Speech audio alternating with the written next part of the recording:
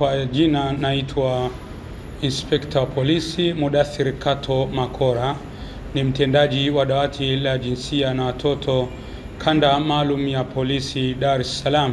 Dawati la jinsia na watoto ni kitengo maalum ndani ya jeshi la polisi ambacho kipo kwa ajili ya kusikiliza mashauri mbalimbali yanayohusu utu wa watu na kwa sababu yanahusu utu wa watu, basi linazingatia mambo makubwa mawili. Yani ni dawati linalozingatia swala la usiri na faragha, kwa maana ina observe privacy and confidentiality.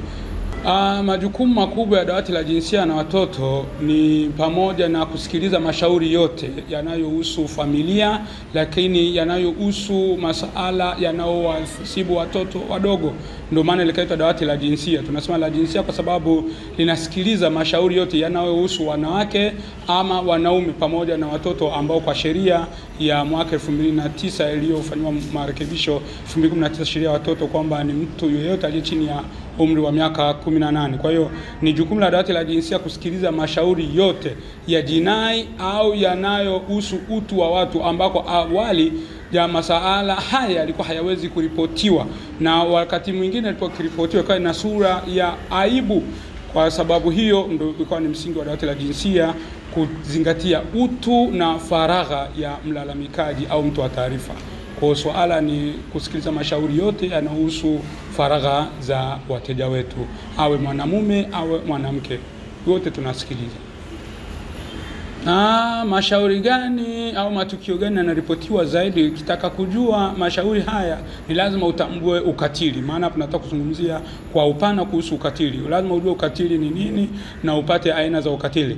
Ukishafahamu aina za ukatili, utakuwa umepata ni aina gani, na katika mazungumzo utajua ni lipi linaripotiwa zaidi. Kwanza kwa ujumla tunasema ukatili ni kitendo chochote. Tungekuwa darasani tungepigia mstari, tungeambia wanafunzi wetu wapigie mstari neno kitendo chochote. Ni kitendo chochote anachofanywa mtu yeyote bila kujali jinsia yake, umri wake, hadhi yake. Anaweza kuwa ni mtu mzima akafanywa ukatili, anaweza kuwa ni mtoto mdogo akafanywa ukatili, au kijana akafanywa ukatili. Sasa sambamba na vitendo hivi ndio tunapata aina kubwa 4 za ukatili, ambapo tunapata ukatili wa kimwili, lakini ukatili wa kingono, ukatili wa kisaikolojia, sambamba na ukatili wa kiuchumi.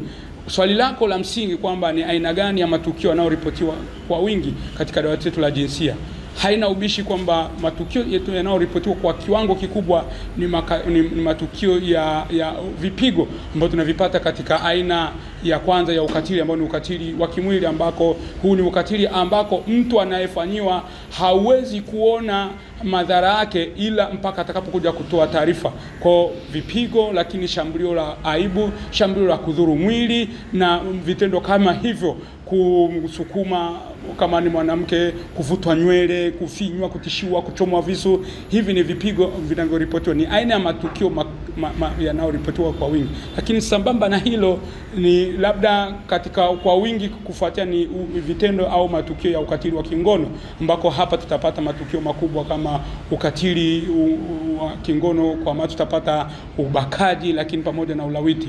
Ni wazi kabisa ndugu zangu waandishi kwamba mnatambua jamii sasa hivi iko kwenye mmomonyoko mkubwa wa kimaadili, ambako sambamba na hilo unaona matukio yaliyokithiri katika jamii. Matukio ya ubakaji yamekithiri, lakini ulawiti, vijana wakianza kuathiriwa wakiwa bado watoto wadogo. Tumeona watoto wadogo wa shule za msingi. Tunapita katika kutoa elimu, takuja kuambia pale tunapokuwa tunatoa wito wetu kwa jamii kwamba unapoenda kutoa elimu unaona madhila watoto wadogo wanayopitia. Kwa ni watoto wadogo wa kiume lakini washaathirika, wamelawitiwa, lakini watoto wa kike wamebakwa, kiasi ya kwamba mabinti hata ambao wanaanza kujitambua wamebakwa. Hao ni matukio ambao yameripotiwa kwa wingi zaidi kuliko matukio mengine kama wa kiuchumi na aina nyinginezo. Wito wetu kama jeshi la polisi kupitia kitengo cha dawati la jinsia na watoto kwa jamii ni jamii ifunguke, kwamba jamii ifunguke iweze kufika katika madawati yetu. Na nikupe tu kwa tanbihi kidogo kwamba mpaka sasa hivi tuna madawati zaidi ya 410 nchi nzima ya dawati la jinsia na watoto. Kila unapoona vituo vikubwa, jua kuna kituo cha dawati au kitengo cha dawati la jinsia na watoto. Na kwetu sisi kanda maalum ya polisi Dar es Salaam tuna jumla ya madawati yapata 28. Kila unapoona kituo kikubwa ambacho kwenye mgawanyo tuna class A na class B, class C, lakini hii class A na class B ni vituo vikubwa, automatic utakuta watendaji wetu wa dawati la jinsia, na hii ndio inayotofautisha kutoka kituo cha polisi cha kawaida na dawati la jinsia. Utofauti ni kidogo kwamba dawati la jinsia ni kitengo maalum ambao kina wataalamu, kina wahudumu waliopewa mafunzo maalum. Leo hii mimi ni afisa wa polisi, unavyoniona niko ni uniform, lakini tunapokuwa tunatimiza majukumu yetu tunavua uniform, hasa tunapokuwa tunadili na hizi kesi zinakuwa zimewasibu watoto wadogo ambako asili ya watoto wanaogopa polisi. Tukiwa katika utekelezaji wetu wa majukumu tunavua uniform, lakini tukienda nje mtaani kutoa elimu tunabidi tujitofautishe na maafisa wengine, labda wa ustawi wa jamii, wa haki za binadamu na wanaharakati. Sisi ni maafisa wa polisi, lakini tunapokuwa katika utekelezaji wa majukumu tunavua uniform. Kwa hiyo kwa nukta hii tunawaambia kwamba jamii ifike katika vituo vyetu vya dawati la jinsia, watoe taarifa, na sisi tunasema kwamba jeshi la polisi ni rafiki wa raia.